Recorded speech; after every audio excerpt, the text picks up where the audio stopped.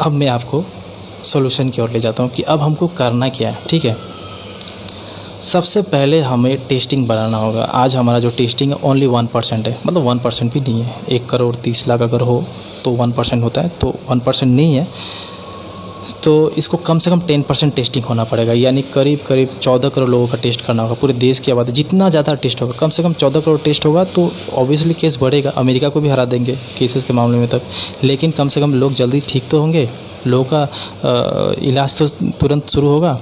उसके बाद हमें पहला जो लॉकडाउन था, जैसे लॉकडाउन फर्स्ट जैसा था वैसे ही लॉकडाउन हमें करना होगा। यानी एकदम टाइट, बाहर जाइए मार खाइए पुलिस से, वो वाला सिस्टम एकदम टफ।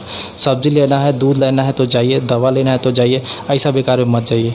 तो ये गवर्नमेंट जो अनलॉक 2 चल रहा है ना, इसको बंद करके लॉकडाउन 1 लाइए, ये बहुत इंपॉर्टेंट है, तभी कोरोना रुकेगा। क्योंकि वैक्सीन तो अभी तक आया नहीं है। हाँ, कोवैक्सीन बोल के इंडिया में 15 अगस्त को एक ट्रायल स्टार्ट होगा, ह्यूमन ट्रायल, तो हो सकता है वो सक्सेस पाएगा, फिर मार्केट में आएगा, फिर 140 करोड़ का जनता के लिए बनाने में पता ही आपको कितना टाइम लग जाएगा। मतलब मुझे मिलते मिलते तो 6 महीने लग ही जाएगा। तो उस 6 महीने के लिए लॉकडाउन 1 ही ठीक है। ठीक है, थर्ड पॉइंट क्या है कि आपको free distribution of mask and sanitiser करना होगा। यानी वो एक मास्क दे दिए, उससे 3 महीना नहीं चलेगा। ठीक है, मास्क दीजिए। और एक बात मैं आपको एक बताना चाहूँ, मास्क में और एक चीज़ क्लियर करना चाहता हूँ कि मोदी जी ने कहा था कि गमछा भी चलेगा। ठीक है, लेकिन जब वो गलवान घटी गए ना, वो वीडियो देखो, उसमें वो मास्क पहने थे। कहने का मतलब ये है कि वीडियो कॉन्फ्रेंसिंग जैसे मोबाइल ये सब में करना है तो गमछा क्या, बिना गमछा भी चलता है, लेकिन आपको अगर बाहर जाना है तो मास्क ही पहनना है। तो इसलिए आप मास्क दीजिए, सबको मास्क दीजिए, सरकार का ये जिम्मेदारी है मास्क देना। और उसके अलावा आप सैनिटाइज़र दीजिए, सैनिटाइज़र तो बहुत ज़रूरी है। या फिर वही ऐड वाला साबुन से हाथ धो 20 सेकंड, वो भी चलेगा, लेकिन अवेयरनेस तो ज़रूरी है ना। और एक इम्पॉर्टेंट पॉइंट क्या है सोल्यूशन की ओर, जब मैं आपको बता ही रहा हूँ कि ये जो प्लेन फ्लाइट है और ये जो ट्रेन है, इसको बंद कर दीजिए, एकदम बंद कर दीजिए। मतलब लॉकडाउन 1 का मतलब क्या है, उसको फॉलो कीजिए तो ये सब अपने आप बंद होगा। और इलेक्शन जहाँ जहाँ हो रहा है उसको पीछे कीजिए। ऐसे भी इलेक्शन कैंपेन अगर होगा तो कोरोना केसेस कैंपेन में तो बढ़ेगा ही। और अगर इस कोरोना में भी आप इलेक्शन कराएंगे तो मिनिमम 10% तो वोटिंग परसेंटेज कमेगा ही ना। पहले 60% हो रहा था, तब 50% होगा, तो रिजल्ट में तो डिफरेंस आएगा ना। और ऊपर से तो फ्लड चल ही रहा है सब में, तो वो तो ही बताना ज़रूरी नहीं है। तो पॉसिबल तो है ही नहीं है इस साल इलेक्शन होना कहीं भी। उसके बाद आपको क्या करना है कि कैशलेस के साथ साथ कैश स्कीम भी कीजिए। यानी आप कैश भी दीजिए लोगों को, पर इसका एक सिस्टम बनाइए, ये नहीं कि एक को डबल मिल जाए, वो कैश दीजिए। क्योंकि मैंने बताया ना 71% लोगों के पास तो साढ़े 29 करोड़ लोगों के पास ही तो बैंक अकाउंट है, बाकी के 100 करोड़ के पास तो अकाउंट है ही नहीं। तो कैश जितना हो सकता है कैश का व्यवस्था कीजिए। ठीक है, फ्री इम्यूनिटी दीजिए, मतलब जैसे च्यवनप्राश जो बोलते हैं ना, वैसे इम्यूनिटी सबको दीजिए। तो उस इम्यूनिटी के लिए क्या करना होगा, अभी रामदेव जी बहुत बोल रहे थे पतंजलि के कि कोरोनिल निकाले। वो तो पहले बोल रहे थे कि दवाई है, उससे सब ये वैक्सीन है, आप बोल रहे दवाई है, तो चलिए दवाई है, कमेगा तो कम से कम इसे सरकार और पतंजलि मिल के मुफ्त में हर घर में दे। क्योंकि लोग 500-600 में ऐसे भी नहीं खरीद पाएंगे।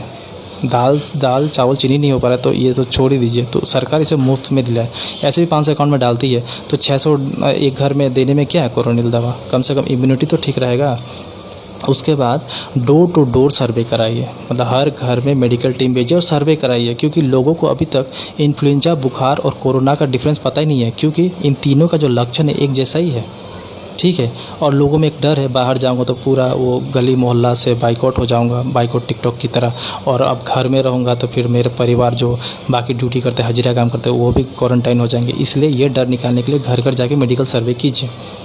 उसके बाद आपको क्या करना है कि जो कंटेमिनेशन जोन है ना, जो एकदम रेड अलर्ट जोन हो जाता है, उसको बढ़ाइए जितना हो सकता है। रेड अलर्ट कंटेमिनेशन जोन को बढ़ाइए, बहुत इंपॉर्टेंट। कंटेमिनेशन जोन जैसे अभी गुवाहाटी में कर दिया ना, वैसे पूरा ऑल इंडिया में कंटेमिनेशन जोन खोजिए और बहुत बढ़ाइए। और सबसे पहले जरूरी है कि जो ये जो न्यूज़ चैनल में 2 महीने से चाइना चल रहा है, इसको बंद कराना होगा। यानी न्यूज़ चैनल को अभी ज़्यादा से ज़्यादा कोरोना के ऊपर डिस्कशन, डिबेट और अपडेट देना होगा। ये ऐसा नहीं है कि क्रिकेट मैच की तरह हर दिन सुबह बोल देता है 7 लाख 6 लाख 5 लाख, वैसा नहीं होगा। कोरोना को लेके दिन भर डिबेट हो, डिस्कशन हो, बहुत सारा फैक्ट। जैसे मैं जितना बात बताया आपको जीडीपी, इकोनॉमिक और लेबर्स और लोगों के बारे में, वैसा बात बहुत सारा हो, लोगों को अवेयर कराया जाए। उसके साथ में ये भी कहूँगा कि पॉलिटिक्स तो बंद हो जाना चाहिए। ये नहीं बीजेपी, कांग्रेस, आरजेडी, जेडीयू, आम आदमी पार्टी, ये नहीं होना चाहिए। कोरोना में सबको मिल के काम करना है, सरकार का साथ सबको देना है।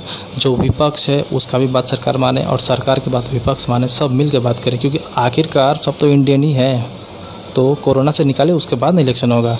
अब इलेक्शन करेंगे तो वोटर तो जाएगा ही नहीं, तो लॉस किसका है। इसलिए सब पार्टी मिल के कोरोना को पहले ठीक करो, क्योंकि पार्टी का ही फ़ायदा है, सरकार और विपक्ष का ही तो फ़ायदा है। इलेक्शन होगा फिर जीतेंगे, लेकिन अगर कोरोना चलता रहेगा तो कहाँ का इलेक्शन, और होगा भी तो कौन जाएगा, कितना लोग जाएगा।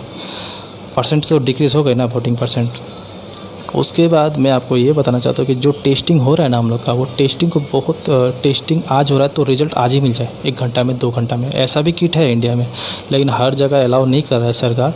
तो जितना हो सकता है ऐसा टेस्टिंग किट को परमिशन दिया जाए, ताकि अभी सिम्टम्स आए, अभी लक्षण है, अभी ठीक भी हो जाए। ये बहुत ज़रूरी है। अब वो 3 दिन 2 दिन में रिज़ल्ट आता है तो क्या होता है, 1-2 दिन में बीमारी बढ़ता है, असुविधा बढ़ता है, तकलीफ बढ़ता है। और आपको तो पता ही है इंडिया में क्या लगता है, बेड ही नहीं मिल रहा है बहुत जगह।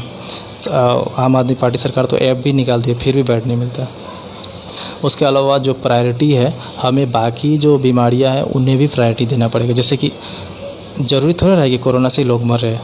कोरोना से पहले तो लोग किडनी से मर रहे थे, कैंसर से मर रहे थे, टीबी से मर रहे थे, और हाँ, बाइक एक्सीडेंट और ट्रक एक्सीडेंट से भी मरते हैं। बहुत तरीके से लोग मरते हैं। तो अदर जो डिजीज़ है ना, किडनी का हो गया, जो सीरियस बीमारी है, कैंसर है, वो सब का बेड मिले, वो सब का इलाज हो, बहुत इंपॉर्टेंट है। जैसे कि बहुत सारे पेशेंट, हमारे घर में भी ऐसे बहुत पेशेंट हैं जिनको साउथ इंडिया जाना था, बेंगलोर जाना था, लेकिन नहीं जा पाते, सब कुछ बंद है। तो ठीक है, बंद है तो ठीक है, लेकिन उनका कुछ कंसल्टेंट हो सके, वीडियो कॉलिंग के थ्रू उस व्यवस्था किया जाए। उसके अलावा जो सबसे ज़्यादा है कि हमारा जो वैक्सीन में इन्वेस्टमेंट करना होगा। वैक्सीन को लेके बहुत ज़्यादा इन्वेस्टमेंट हमें करना पड़ेगा, बहुत ज़्यादा पैसा हमें वैक्सीन में डालना पड़ेगा।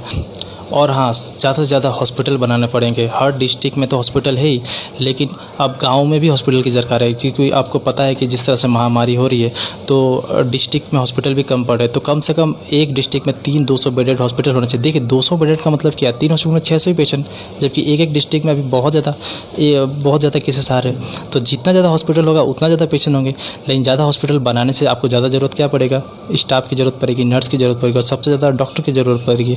तो डॉक्टर के लिए सबसे ज़्यादा मेडिकल कॉलेज बनाने पड़ेंगे। आज हमारा मेडिकल कॉलेज हर देश के हर डिस्ट्रिक्ट में है ही नहीं। हर 2-3 डिस्ट्रिक्ट छोड़ने के बाद एक डिस्ट्रिक्ट में एक मेडिकल कॉलेज मिलता है, और उस मेडिकल कॉलेज से 150-200 स्टूडेंट ही 5 साल में निकलते हैं। तो बहुत कम हो रहा है। यानी हर डिस्ट्रिक्ट में एक मेडिकल कॉलेज और एक डिस्ट्रिक्ट में 3-4-200 बेडेड हॉस्पिटल बनाने पड़ेंगे, तभी हम जाके महामारी से बच पाएंगे। और वैक्सीन तो अभी निकलने वाला ही है, तो वैक्सीन का ट्रायल देखते हैं क्या होता है। देखिए एक चीज़ याद रखिए कि हम डेवलपिंग कंट्री हैं, डेवलप नहीं। तो हमारी जो पॉलिसी है वो थोड़ा